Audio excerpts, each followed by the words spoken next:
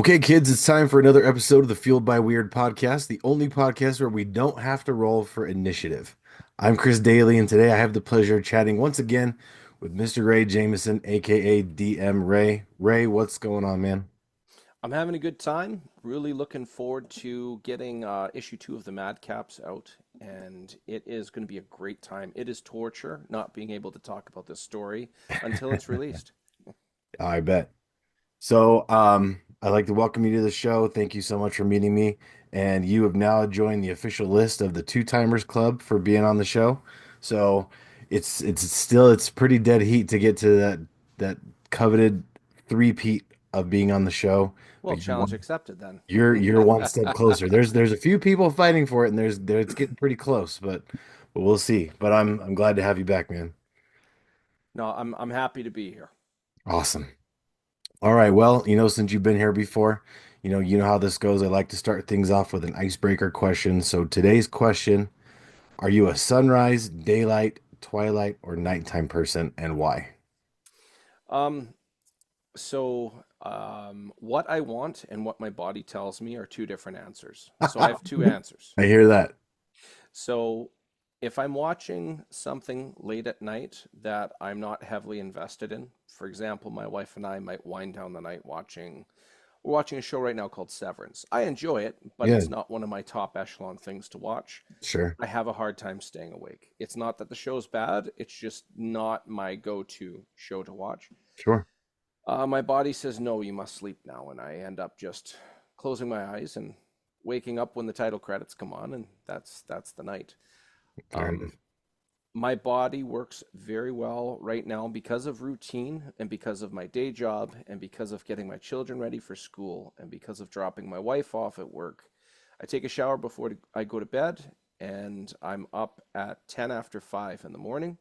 It doesn't feel terrible because I've been doing it so long and I function very well. I like my job, my day job, and when I get there, some people have to tell me to calm down a bit. It's a little too early to be that pragmatically positive.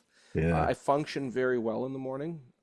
I can function at night, but I've just gotten to the age I'm in my 40s now. I'm 41, and my body just says, you know what?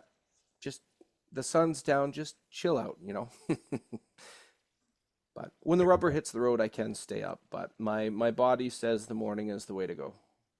I hear you. So I just turned 40 back in September, so I totally can relate with this because Yeah, yeah. back when I was younger, it was very common for me to stay up till midnight, 1, 2 in the morning, go to bed, wake up at, 10 after 5, 5:30, somewhere around there, and then get ready for work. And that was Yes. just how I just function that way. Right. But I realize now that was a mix of me being young and me drinking copious amounts of caffeinated beverages, which I'm actually consciously trying to cut back on significantly. And since I've been doing that, I've actually noticed, like you, I'll be sitting watching a show, and I've actually found that shows I'm even super invested in, I'll still kind of fall asleep on the couch, Hmm. which it's rough. But I think it's again being part of that, getting older club. But Hmm. I generally I think I'm more of a nighttime person just because, like I'm getting up early in the morning, I'm getting the kids ready for school, getting ready for the day job, stuff like that. But at nighttime, because my wife usually goes to bed kind of early, definitely earlier than me, almost, right after the kids go to bed, then the wife goes to bed.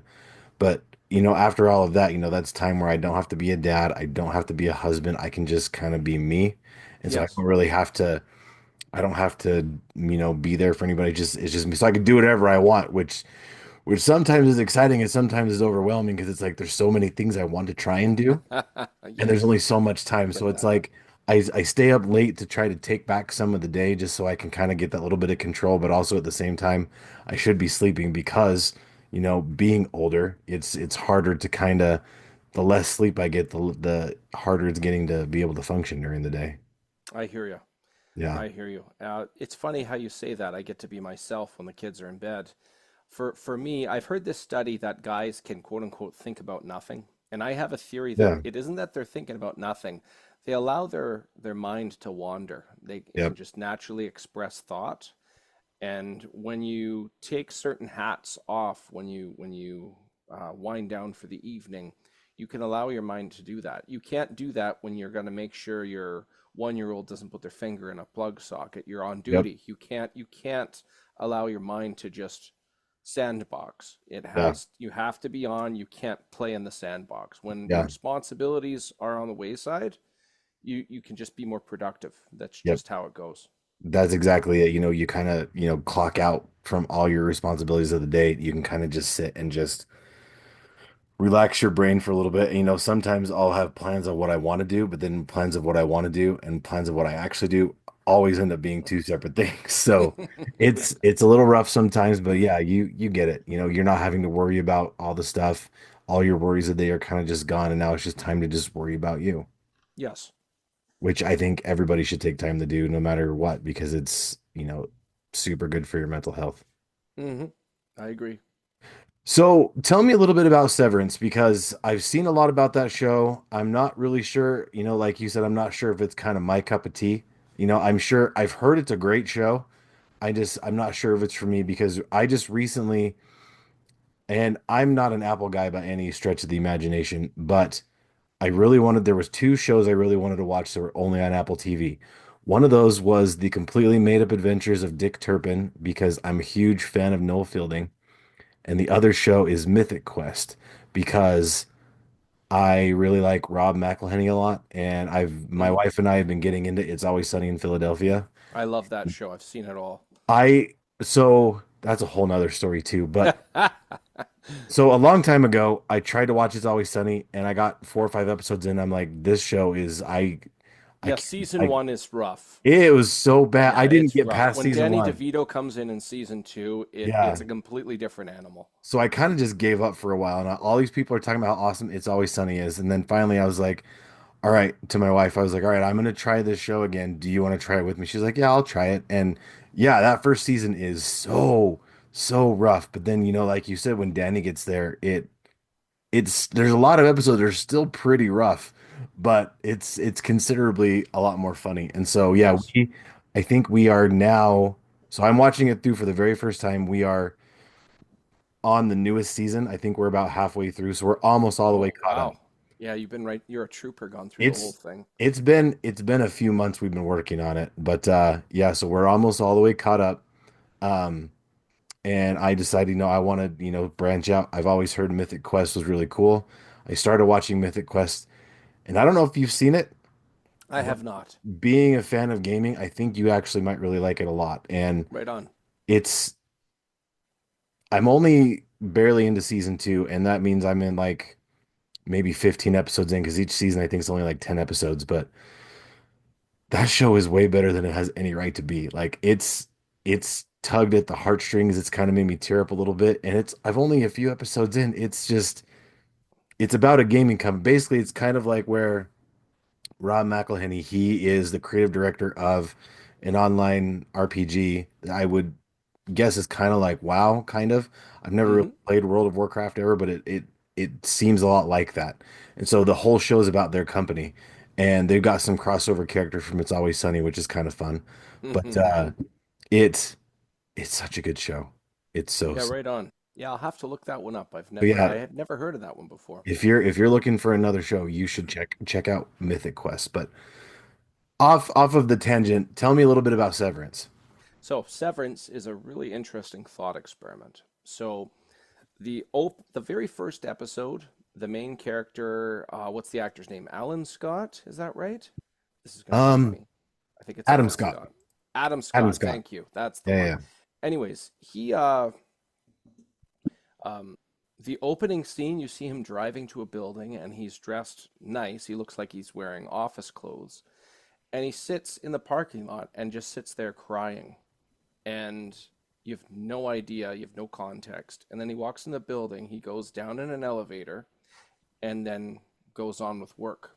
And then you find out later through the eyes of a new employee, um, people that want to work for this company, they can't know anything that the company does. So they offer this dynamic where they, with a completely safe, clean surgery, they put a chip in your head And when you go down this elevator, you completely forget critical memories about yourself. You still know how to speak English. You still Yeah. know how to function, you know how to walk, you still have primary fundamental things of your being. You don't know anything about your name, you don't know anything about your life. They call the innies the inside people when they're in the basement, and then people above ground, that's the regular people. You're actually two completely different people that as their lives continue, they have completely different lives. You find out eventually that, and this is not a spoiler, but the main character, his wife died, and he was so depressed that he wanted the days to go by quicker. So his thing is, I had this procedure done, I go to work, and what feels like seconds pass is actually an entire work shift. So he can Wow. wake up in the morning, go to work, but as soon as he goes to work, he's already leaving from his perspective, and he can go home and go to sleep. He's just very depressed. So the Wow. whole concept is all these people with different lives, and they know nothing about themselves or anybody else when they leave the building. So the people underground, when they go to work, they just okay, the day just started. When they go to leave, they go into the elevator. Within seconds, they're walking back into the elevator because all that time is lost. It's very, very Wow. interesting thought experiment. There's That's there's a crazy. lot of like crazy details into it, but that's pretty much the driving reality of around the story. There's finer details to that in the main story. So you go to the office, and when you're there, you basically forget about life outside the office. You're a completely different person.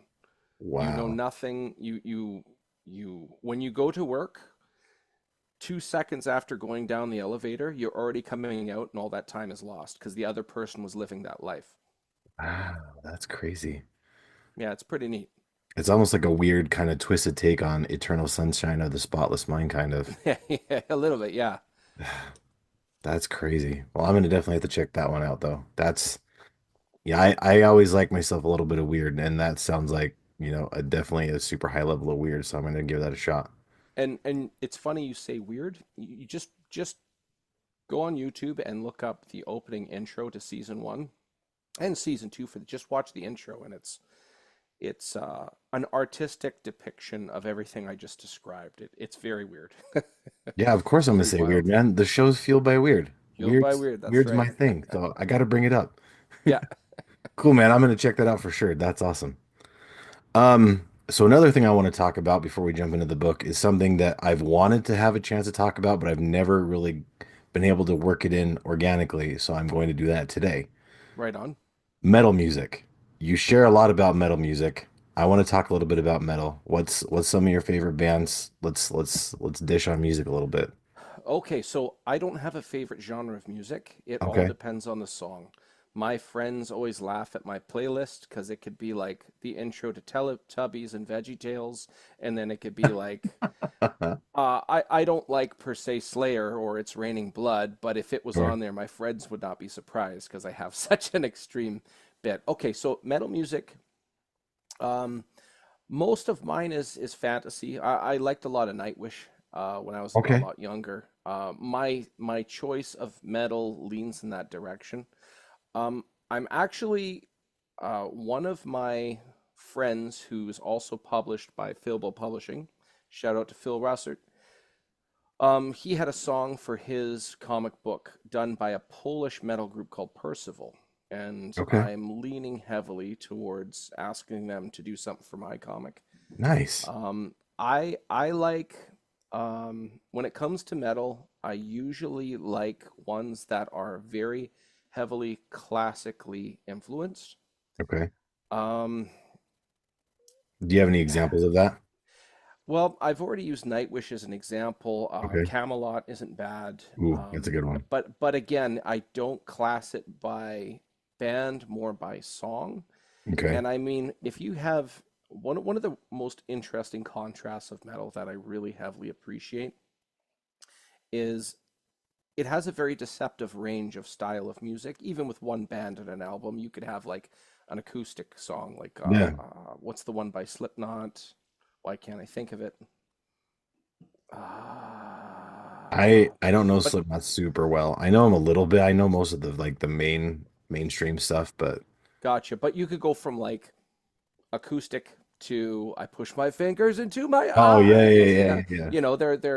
it's a very interesting range. And the other thing I really heavily appreciate with metal music in particular is a lot of their covers. They can make anything sound metal, and you can Yeah, appreciate it. You could have I don't know, Masters of the Universe theme song, and you throw that in metal, and it's amazing. And you could put in, I'll use another '80s example, Teenage Mutant Ninja Turtles, or something like yep. that. Or you could, the list goes on. There's just so many cool things I like about metal. In regards to like the actual like genre and bands, I'm at a disadvantage there. But if there's a certain song I like, it's on my playlist, and there's definitely a handful on there. That's fair.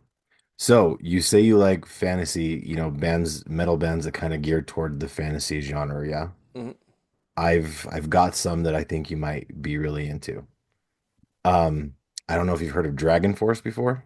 I have. They have the really long one that was so popular. It was on Guitar Hero. Through Through the the Fire Fire and and the Flames. Flames. Yeah, that. Yes. So last spring they came here and I had not really ever heard of them before.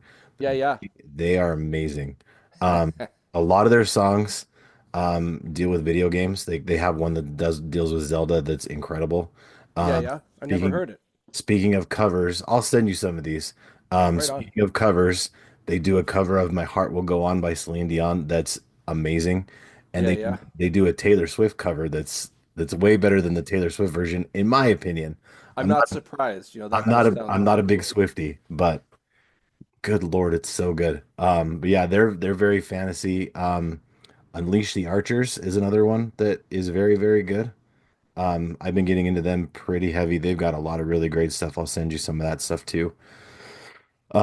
Seven Kingdoms is one I just recently heard of that they're very, very good.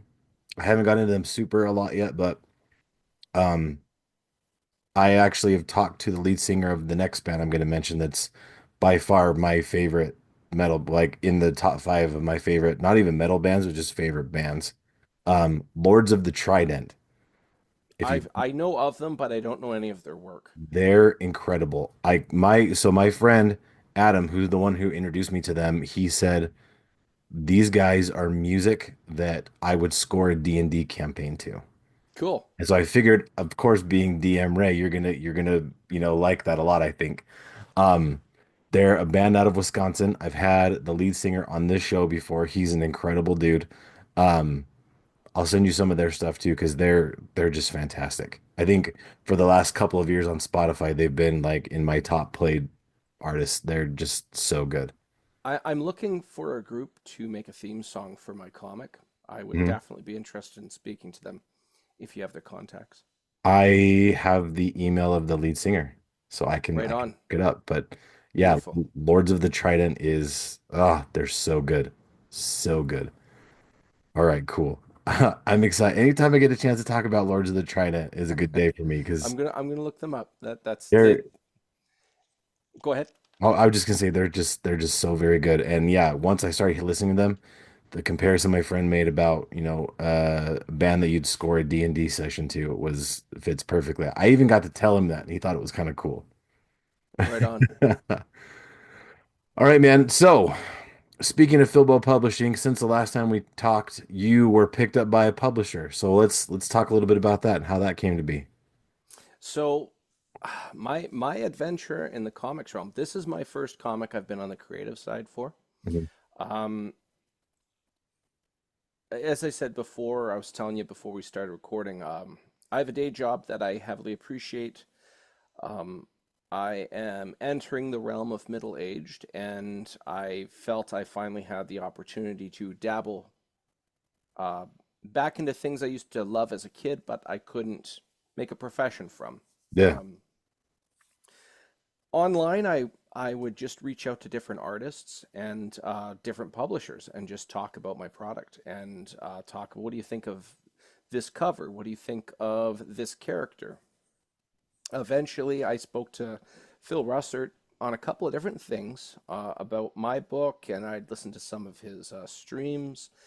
And eventually we kind of talked about the idea, and he made the offer for me to be on his book. I was really happy with what he was offering and our terms. We came to a great negotiation. Um, it was a very organic thing. It was so organic I could not pin down day one of how we spoke to each other. I can't even tell you. I came up, he came up on my news feed, so somehow we became friends. I couldn't tell you, but it was very natural. Was not a forced thing. There was no pressure on either end of us. It just seemed like just seemed like the right thing to do. Just how it all fell into place. It was really, really cool. That's awesome, man. Congrats, by the way. That's very, Thank very you. cool. Thank you. Very, very cool. Absolutely. Now, I also wanted to talk about those sweet stained glass covers because we spoke last time. I love your troll character. The fact that he just looks so fantastic in that stained glass, that was amazing. Sarlacc, my dwarf. Now that's going to Yes. be a metal foil cover. Um, I don't know if you have it on you, but I know you can show it later Yeah, when you do. I'll definitely share it for Right sure. on. So that's going to be metal foil, and it's going to be limited. I'm not exactly sure how many. It depends on what the printers say we can do for a minimum run on it. But I am very, very happy with how that came together. Jenna Stark, she was the one who did the line work on it, and it was colored by Dave Kemp. And it just the image alone, it looks like stained glass. But man, It when that looks so thing's under cool. metafoil, I think that's really gonna pop. I Oh, I am think so very too. excited about that cover. Yeah, it's such a cool looking cover, and it's probably one of the favorite covers I've seen in a long time. So Thank you. I'm very, Appreciate it. very excited. Heck Thank you. yeah, absolutely. One thing I any cover that I've had on any of my issues so far, I want them to have something to do with what's going on inside the issue. Now, you'll see a lot of comic books, they'll do multiple different covers of just anything related to the theme or the hero or Yeah. whatever the case is. But for me, I wanted it to be something like you will see this in the comic book. So that stained glass image, you'll see Sarlacc there holding a book. That's actually something that happens in issue two. It's actually something of a critical key point in the storyline. And the other covers I have, for example, Chasgo with the bird on his shoulder as he's kneeling over deep in thought. The reason I had that one is because it's the first time you see his pet, this albino three-eyed crow named Amix. Nice. Um, the one with Madrakis, where he's like raising up his fist and you see a bunch of earth coming upward. That's the first time you see him do anything like that in these issues. And even the main cover of the four of them walking into it looks like a path with a lot of overgrowth. That's actually another key point in this issue. And this second issue, it's the first issue is the four of them concluding that after staving off this outbreak, there's has something to do with a local drug problem. So after shaking down somebody who was smuggling some of this stuff, they were able to find out that where the distributor, their where their real estate resides. So it's very interesting. These four, they're not warriors. One of them looks very much like a mercenary, but it's actually all ceremonial armor reflecting his culture. He's not really a fighter, even though he's very strong. He swings a sword hard, but not well. But anyways, the four of them, they have a conversation amongst themselves. When do we quit while we're ahead? Like, is this above our pay scale here? Like, are we going to get ourselves in trouble? Should we just tell the local authorities? Like, why should we dabble into this? We're putting ourselves into unnecessary risk, are we not? And that main cover is the whole personification. You can see in each one of their faces different expressions of how they're reflecting to potential danger. From Chasgo on the right, who has a very stern, sober face, to Dunnan, who's at the very front with a smirk on his face of, let's see where this mischief takes us kind of thing. Yeah, yeah. And I've named off all of the issues except for the last one. At this point, it's just inked. It's not colored yet by Russ Leach, the UK. Dan Kemp will be coloring it, and it's done and getting swarmed by some zombies, which that's something that's happening amongst this 3 issue miniseries. It looks really good. I'm really happy with how it's looking, but each one of those covers has some type of relevance of what you're getting into with these 3 issues, and they all look good for different reasons. But I'm just like you said, I'm getting a lot of real good feedback from that stained glass 2B metal foil cover. I'm really happy with how that turned out, and um, we launch on the first, so I have to sit back and keep talking about it before I can actually say buy it. So the easiest way to help me out and anybody who's watching, the easiest way to not forget is to find my pre-launch, because like I said, we're launching on April 1st, but that's a stretch of time. There's 5 to 6 weeks before that actually happens. It's very understandable to forget that. So if you look up the pre-launch and hit follow, that is definitely going to be helping me out. And this is because it's only 3 issues. There's no history of comics before it. It definitely feels like the realm and the story has a history before the comics start, and it has a story after. But you don't need to know 60 or 6+ decades of comic lore to understand these 3 issues. It's very refreshing. I'm pretty sure every human being who's ever seen a movie that's very unique, it's like, well, that was very intellectually stimulating. It was different for a change. I guarantee you these 3 issues are going to give you the same thing. And even if you're not interested in backing it, this is something this isn't big corporation money being made. This is a unique story. It's not my day job. I'm not doing this for money. I just want to get the story out there. So if you follow it just for the sake of following it, you will sway the algorithm in the favor of this project to help it get noticed to other people. But I am very happy with how these covers have turned out. That's for darn sure. Yeah, the covers are awesome, man. And I'll definitely help. We'll get the pre-launch link in the notes. We'll get it shared out on social media, all the different social medias. We'll Thanks, man. definitely get the word out for sure. And April 1st is usually a day for joking around, but we're DM Ray's not joking around on this one. Go No, check I'm out not pulling Kickstarter April punches. 1st. Yes, sir. No jokes, all business. So let's get Hmm. it shared out with everybody. Thanks, man. Absolutely. So another thing I saw that you've got a fan art contest going on. So let's talk a little bit about. Yes. So, fan art contest. I I'm limited in my network. So, and there are individuals out there that are in the same position as me and trying to expand the horizons. Yeah, To quote Todd McFarlane from an interview I saw once, he says, if you want to get somebody's attention, don't show them a character you can draw.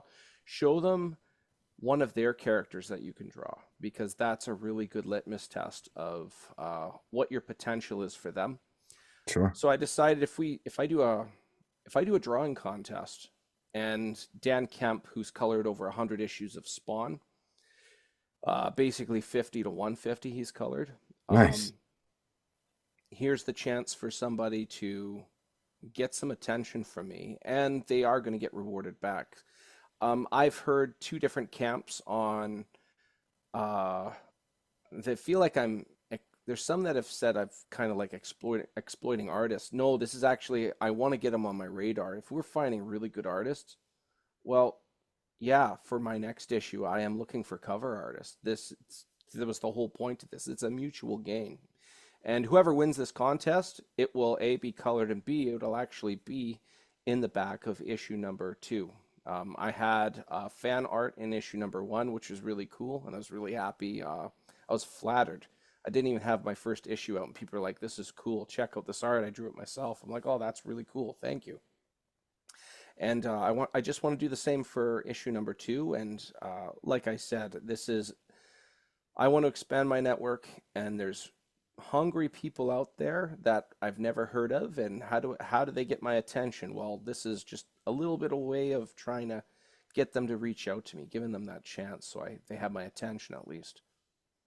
Yeah, and I don't understand how people would think you're exploiting artists. I mean, you're offering, I mean, it's I lost what I was gonna say. It's not that you're, trying to cheat them out of anything. It's just they don't even have to participate. So I don't get how that's exploiting. You're off like you want to participate, cool. If you don't, that's fine too. Like, you know? Yeah, well, the big thing is a everybody knows what they'd be getting themselves into if they enter the contest. So Yeah. there's no surprise. It's completely open and honest. My intentions are completely naked. And then on the other side, like you said, if there are people that are established, if they some people can't afford to do that, but then do commissions for others, I get that as well. I think it's not going to be for everybody, but I'm looking for Sure. somebody that I can potentially hire for later on. That's my own personal drive for this. Yeah, and I mean, and plus, a lot of artists look for, something as a warm-up sketch before they get started. So why not just Yes, throw out, hey, use Madcap's characters as warm-up if you want. If you don't want to, that's fine too. Like yes. there's really no obligation, so I don't see how you're getting so much flack over that. I haven't gotten too much flack. I've just had some critiques and some people voicing concern. But like I said, there's no ill intention. I'm just Yeah. trying to get people who do not have a big network a chance. There's a couple of really good ones. I'm actually very very happy I've done this. The result, it's I'm definitely going to be following up with these people after this campaign for issue number 2 is done. Very cool. That's cool that you've gotten some snags on it. I'm excited to see how it turns out. Yes. Very cool. All right, man. So, like we mentioned before, you've been here before to talk about Madcaps issue 1, and we're here to kind of, talk what we can about Madcaps issue 2. So, for those who didn't get a chance to watch you the first time, why don't we take a minute to talk about what Madcaps is all about? Okay, so the Madcaps, the premise of these 3 issues, they all take place over the same night. It's about 4 friends reuniting in their hometown. In the very first issue, their reunion, it's interrupted by an outbreak of the undead, and these 4 aid the local guard in staving that off. They're able to protect the town. Excuse me. Mhm. And one of them recognizes one of the bodies of the fallen undead, and he sees it's a junkie, but there's no bite marks on the body. And they find that very, very suspicious. So they start going on a trail led to believe that the local drug issue has something to do with this outbreak. By the end of issue one has already been released for the better part of a year now. They're able to locate eventually people actually smuggling some of this stuff, and they're going into issue 2. It's about these 4 finding out where the source of this is. Their idea is if this is hurting people at a greater level in regards to like literally taking lives and turning people undead, well, what's the source? They're just very intrigued to find out. Like I was saying earlier, they actually have a discussion amongst themselves. When do we walk away from this? Like, we're not fighters. We're not naturally like one fella, he's really good at tracking down and slaying things that go bump in the night. Another fella who is large and in charge, he has a lot of physical presence, but he's not a gifted athlete per se. And then we have a little guy and another guy who doesn't even want to be noticed. This is not a mercenary or an assault team group or anything like that.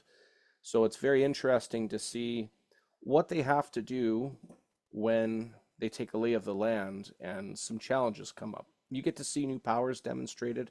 I mentioned Chasco has a pet named Emix, a 3-eyed albino crow.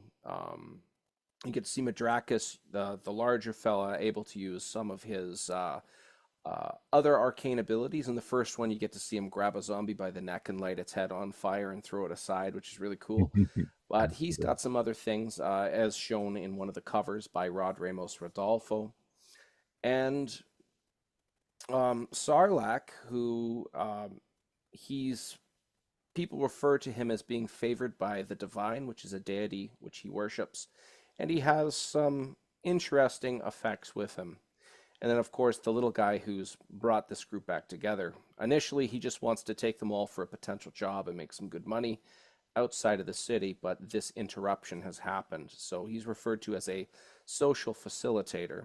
And They all have, although they're friends, they're very different in many ways. They have different walks of life, and their interactions with each other, even though they're friends, you can see them argue a little bit. You can see some people roll their eyes and go along with something, even if they don't think it's the best of plans. It's a little bit of humor. There's definitely some action. This second issue has a lot of tension because it has to do with them going into a fortified area and they have to do a little bit of sneaking around and things get a little um, in real time. It's almost like you're holding your breath as you listen to your pulse as all these things start playing out. Unfortunately, that's as deep as I can get into for this first issue, but it is a really good time. By the time you get to issue 3, there's the payoff is huge, and from issue 1 to what's going on to issue 2 of I think I know what's going on to issue 3, oh my goodness, how do we solve this? They're all different acts, and it's just really, really rewarding for me to finally get the rest of the world to see this cool story.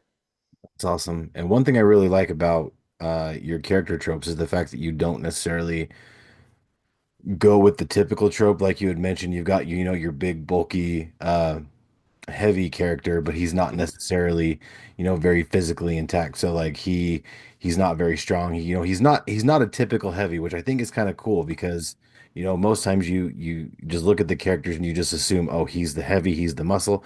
But in your story, he's not necessarily that way, which I think is a really cool way to go. Well, the interesting thing about him, Madrakis, he's a very physically gifted specimen. He's a rare form of a species called the weir. It's even hard to pronunciate with the common tongue. It Sure. doesn't sound nice when you say it. It sounds very unnatural. Okay. And he descends from a giant this thing known as the Great Stormworm, which is essentially a giant kaiju like electric eel that lives out in the oceans. Because of that, he can like vomit lightning, which he can store in his gizzard. But also, he's very strong. He has a great build to him, but he's not a skilled fighter. He can swing a sword real hard, but not very well. So, if you were to put him up against a very skilled swordsman, probably Madrakis' biggest problem would be telegraphing his swings, where an expert swordsman would be able to maneuver around Madrakis no problem. But the most threatening thing about Madrakis is it's not his body, but his brain. He's very, very intelligent. And one thing I always hated this since I was a kid, the biggest guy of the group, well, because you're big, you can't be good at anything else. You're either an oafish meat slab that's really Yeah. good at like blocking arrows at the start of an assault, and that's about it. And I just wanted to just turn that on its head. So this guy, he is big and he is strong, but he doesn't necessarily fight the best, even though he could do some cool stuff. But Yeah. it's his abilities in the arcane and his potential, which is actually the most threatening. And that's kind of what I mean by when I like this, you know, the way you handle your story really well Yes. because you know, you're not hitting those typical tropes. You know, you would just assume that a big bulking guy is very strong and he's a very skilled fighter and you know, And he's stupid. he's stupid. Yeah. Exactly.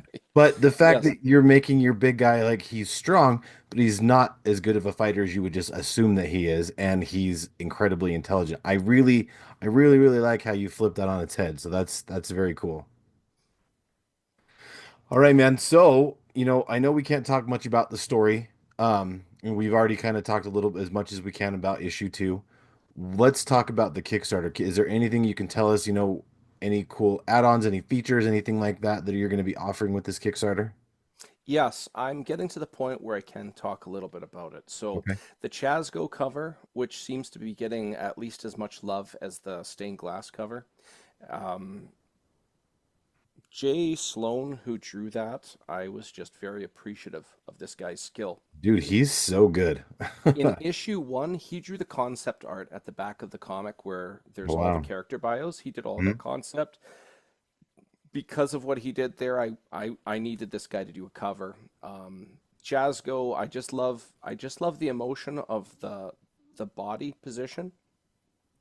The body language just says so much. You're not sure if he's sad or just milling about his thoughts. Yeah. And you know he's not alone per se because he has his pet with him. And people like that so much. They're trying to they keep on telling me that I should make that metal foil as well. But one thing I don't want to do is I don't want to take away from the stained glass. They're both great pictures for different reasons. But with that said, I only want the one stained glass cover, but I've decided to do a compromise where you can get that Chasco image as a metal foil pinup. Okay. So I think that will look really, really nice when that's as a pinup. I'm also I can't say too many others, but one thing I can tell you is we're going to have plush tapestries, aka Oh, blankets. nice. So in issue one, one of the add-ons, or no, it was a stretch goal, was a map of the local area where this comic takes place. Yeah. We're gonna make that a plush blanket. The Nice. stained glass image also, you can make that a plush blanket. You could hang it up on your window to have the sun come through it, which I think will look Nice. really cool. That's We're gonna do awesome. a couple other images. That's still up to be decided. Um, I have to hold back on the rest of the stuff at the Okay. moment, but Fair enough. there is some really cool stuff coming down the works. Fair enough. We'll make sure everybody out there, April 1st, go check this out. Be one of the first in line to check out all the cool features that are coming because there's going to be cool features that are coming. So make sure you check it out. You don't want to wait. Yes, sir. Um, so after we wrap up Madcaps issue 2, what's coming after that? What that you can talk about? Well, the ending obviously is issue three. My intention is just to make this a concise package. It's Sure. my first time, as I was saying, on the creative side of a comic book, and I am not arrogant enough to say this is going to be successful. I'm going to make it ongoing monthly, and the sun will shine at my funeral or something like that. I just want to make this cool short story released to the public. The fans decide if it's good or not. They are the litmus test. Sure. So once I've done all three, I'm heavily considering going the trade paperback route. I am, as already stated, I'm with Philbo Publishing. He has just started a distribution company, Nice. Philbo Distribution. So the trade paperback, I believe, is going to be distributed to many different comic shops across North America. So Nice. I'm Very cool. very, very flattered that Phil was able to take me on, and he's given me this chance to furthermore present my story here to more people. It's really, really cool. That's awesome, man. I'm very excited for you. Thank you. Very, very cool. Absolutely.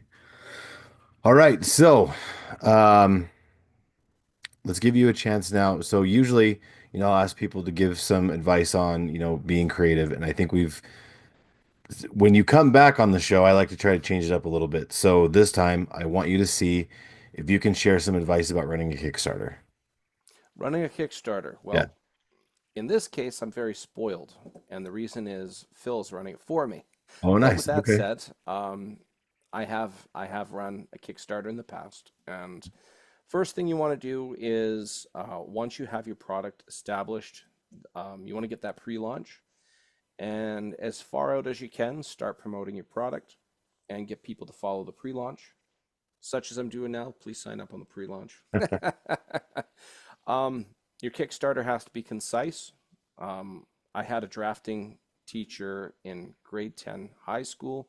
He says you have to follow the four C's whenever you want to communicate data or information of any kind. It has to be clear, complete, concise, and correct. So on your Kickstarter, you want to follow those things. You need it to be clear. You have to be absolutely open and correct, or absolutely positively non-confusing on what you're saying. You have to be complete. You have to say exactly all of the information, not just part of it, or missing some contingencies or stipulations. You got to be, it has to be all on there. Concise. You don't want to be long-winded.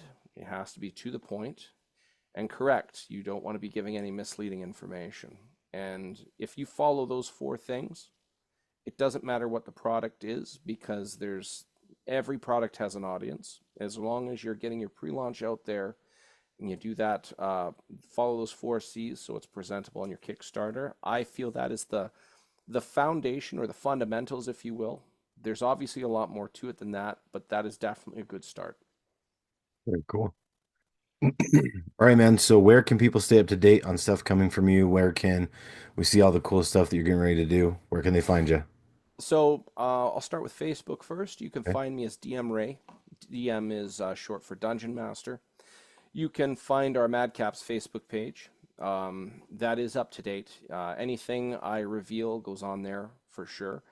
You can find me on Instagram and what I like to call nowadays Twixter because the X in there. You can find me under Instagram and Twixter under at Raymond the DM. Unfortunately, DM Ray was taken. You can. The biggest one is that pre-launch. If you look that up and follow, if you don't follow anything else, but you follow that, that is the most helpful. As I was saying earlier, the more people I have on there, the further more likely Kickstarter sways the algorithm in my favor. Very cool. Well, for us, I'd like to think I'd like to think Polygon Horizon. Their song Pizza Force is the song we use for the show. So go check them out on Bandcamp. They're a great band.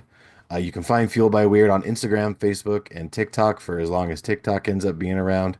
Uh, Shoot me an email at fueledbyweird@gmail.com. You can find the show on YouTube, Spotify, and wherever you get your podcasts. Also on the Spotlight Media GA app, along with the rest of the Stay Weird Network shows, the Nerdy Manroom show with Hassel and Monster, Hassel's Review, and Big Rob's House of Entertainment, and No Chinese Food.